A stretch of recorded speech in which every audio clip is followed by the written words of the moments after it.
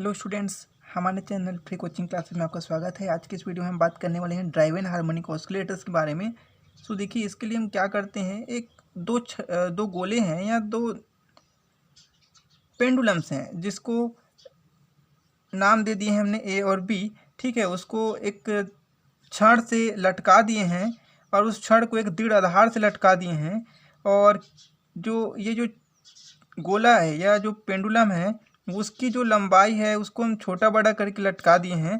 हम क्या करते हैं कि ये जो पेंडुलम ए है या गोला ए है, इसको हम हाथों से खींच के छोड़ दें तो क्या होगा कि ए तो दोलन करेगा, इसके साथ साथ बी भी उसी आवृत्ति और उसी आयाम के साथ दोलन करने लगती है। तो ऐसा होता क्यों है भाई कि ये जो छड़ है वो भी जब हम इस पेंडुलम ए को क्या करते हैं, बल लगाते हैं या खींच के छोड़ देते हैं, तो ये क्षण में जो है बल जो है बी तक चला जाता है और बी भी उसी आवृत्ति और उसी फ्रीक्वेंसी मतलब एम्पलीट्यूड के साथ दोलन करने लगती है। इसी को हम ड्राइव एंड हार्मोनिक ऑसिलेटर या प्रणोदित आवृत्ति ऑसिलेटर्स के नाम से जानते हैं। इसका डेफिनेशन हम कुछ इस प्रकार से दे सकते हैं कि जब कोई वस्तु बाह्य आवृत्ति बल के प्रभाव में बाह्य आवर्ती बल की आवृत्ति से दोलन करे तो वस्तु के इस प्रकार के दोलन को हम प्रणोदित दोलन के नाम से जानेंगे। इसके लिए हम बात करें डिफरेंशियल इक्वेशंस की, तो देखिए, जब हम इसको क्या करेंगे, खींच के छोड़ देंगे, तो ऐसी कंडीशन में इसमें तीन बल काम करेंगे। पहला बल प्रत्यानयन बल काम करेगा जो कि इसको अपनी पुनः स्थिति वापस लाने की प्रयास करेगा, और ये जो बल लगेगा वो विस्थापन के विपरीत डायरेक्शन में लगेगा। दूसरा जो बल लगेगा वो अवमंदन बल लगेगा जो हमने पिछली वीडियोस में पढ़े हैं। तो ये जो अवमंदन बल है वो लगेगा उसके वेग के समानुपाती, जिसको हमने लिख दिया है F2 = -γ dx/dt, या इसको हम v भी कर सकते हैं यहाँ पे। और एक तीसरा बल लगेगा आवर्ती बल, जिसकी हमने बात की है यह स्टार्टिंग में, वो आवर्ती बल लगेगा और वो जाएगा F3 = F0 sin ωt। अब देखिए, हम इसको जो ये वाले टर्म है इसको इस प्रकार से भी लिख सकते हैं कॉस के टर्म में, जिसका जो चरघातांकी रूप हम लेंगे तो हमको इसका चरघातांकी रूप इस प्रकार से हो जाएगा F3 = F0 sin ωt plus F0i sin ωt। जहाँ पे जो ये वाले जो टर्म है पहला पार्ट उसको रियल पार्ट बोलेंगे और ये जो वाली जो भाग है उसको इमेजिनरी पार्ट कहेंगे, क्योंकि ये जो फॉर्म मिली है उसको हम कॉम्प्लेक्स फॉर्म देख रहे हैं ना, तो जैसे यहाँ पे आयोटा लगा यानी कि इमेजिनरी वाला टर्म है, जिसको हम लिख सकते हैं F3 = हो जाएगा F0 e⁻iωt plus iota into F0 into e⁻iωt। अब देखिए, इस प्रकार से हमको जो है दोलन करते हुए टाइम, जब ये पेंडुलम दोलन करे उस टाइम पे जो तीन बल हैं वो तीन अलग अलग बल हमको मिल गया है। अब एक जो न्यूटोनियन बल लगेगा जो हमने अप्लाई की वो न्यूटोनियन बल, तो ओवरऑल जो टोटल बल है या नेट बल है वो हो जाएगा दोलन के समय जो कुल बल Fn = F1 + F2 + F3। जहाँ पे हमने ये सब चीज़ें निकाली हैं उनको हम यहाँ पे रख दिए हैं। हमें मिलेगा equation m × d2x/dt² plus gamma × dx/dt plus μ x = F0 e⁻iωt। और इस प्रकार से जो इक्वेशंस मिली है उसी को हम प्रणोदित आवर्ती दोलित्र का लिए अवकल समीकरण के नाम से जानते हैं। अब बात करें इसके लिए सॉल्यूशंस की, उसके लिए क्या करते हैं कि जो m वाली टर्म थी, जो यहाँ पे सामने m लगी थी, उसको हम क्या कर दिए, बाहर कर दिए। तो ये हुआ d2x/dt² plus gamma m × dx/dt plus μ/m × x = F0/m × e⁻iωt।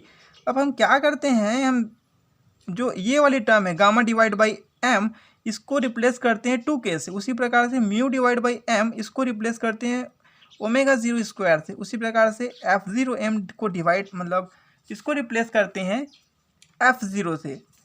यहाँ पे जो k है उसको हम अवमंदन गुणांक और ω0 को हमें उस जो दोलन के समय उस जो पिंड है या जो पेंडुलम है उसकी स्वाभाविक आवृत्ति के नाम से जानते हैं। तो इक्वेशन हमें मिल जाएगा d2x divide by dt square plus 2k into d x divide by dt plus omega zero का square into x equal to f0 e की पावर आयोटा ओमेगा टी।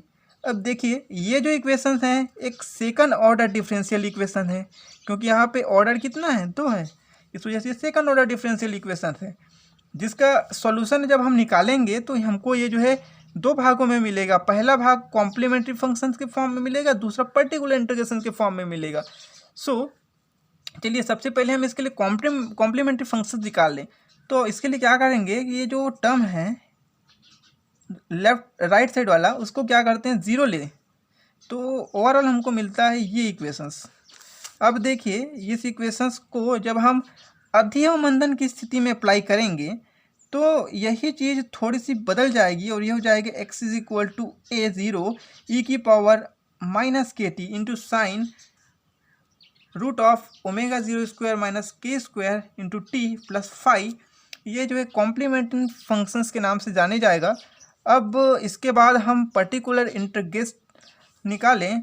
इसके लिए क्या करते हैं कि ये जो इक्वेशन सेकंड आया है इस इक्वेशन सेकंड से हम x की वैल्यू निकालेंगे, और वो जो x की वैल्यू है वो हमको कुछ इस प्रकार से मिलती है कि यहाँ पे जो x की वैल्यू आई है x is equal to A e की पावर आयोटा ओमेगा टी, उसमें देखिए जो x है वो विस्थापन को बताती है। अब हम विस्थापन को टाइम के विद रिस्पेक्ट क्या करें, डिफ्रेंशिएट कर दें तो हमको वेलोसिटी दिखाएगा।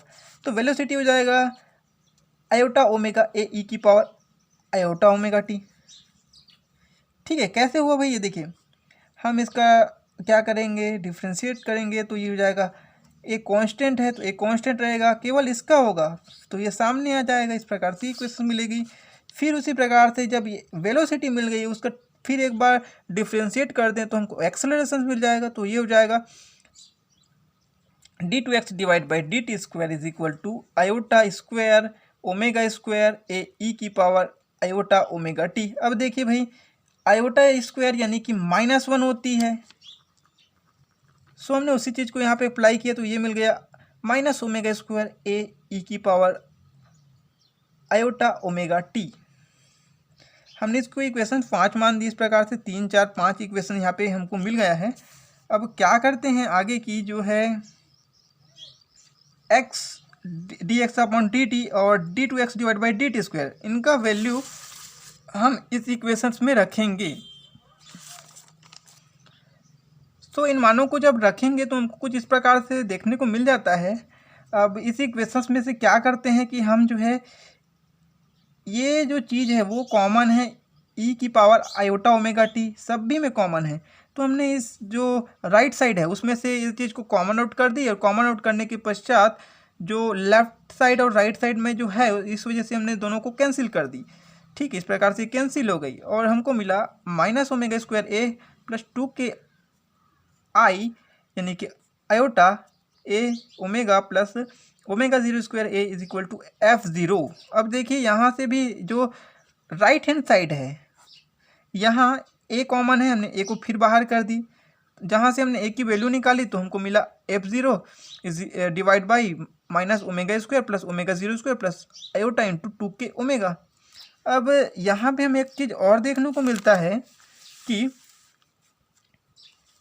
यहाँ पे देखिए जो ये वाले इक्वेशंस है इसमें से हम देख रहे हैं कि ये जो नीचे का जो हर वाला फॉर्म आया है ये वाला फॉर्म ये एक कॉम्प्लेक्स नंबर को रिप्रेजेंट करता है। ठीक है, तो हम इस कॉम्प्लेक्स नंबर को कुछ इस प्रकार से चेंज करके लिख सकते हैं। सो देखिए अब ये जो a की वैल्यू आई है इस a की वैल्यू को जो इक्वेशंस 3 है इस इक्वेशंस में x equal to A e की पावर आयोटा ओमेगा टी में a की वैल्यू को रख दें तो देखिए हमको ये वैल्यू मिलती है x की f0 divide by root of omega zero square minus omega square का whole square plus 4k square omega square into e की पावर आयोटा ओमेगा, और ये जो उसके साथ है a के साथ वो है ई की पावर आयोटा ओमेगा टी। अब देखिए यहाँ भी कुछ चीज़ें हैं, एक फॉर्मूला हम जानते हैं घातांक में पढ़े हैं a की power m divide by a की power n is equal to a की पावर m माइनस n वाला फॉर्मूला, तो हमने उसी चीज़ को यहाँ पे अप्लाई कर दी।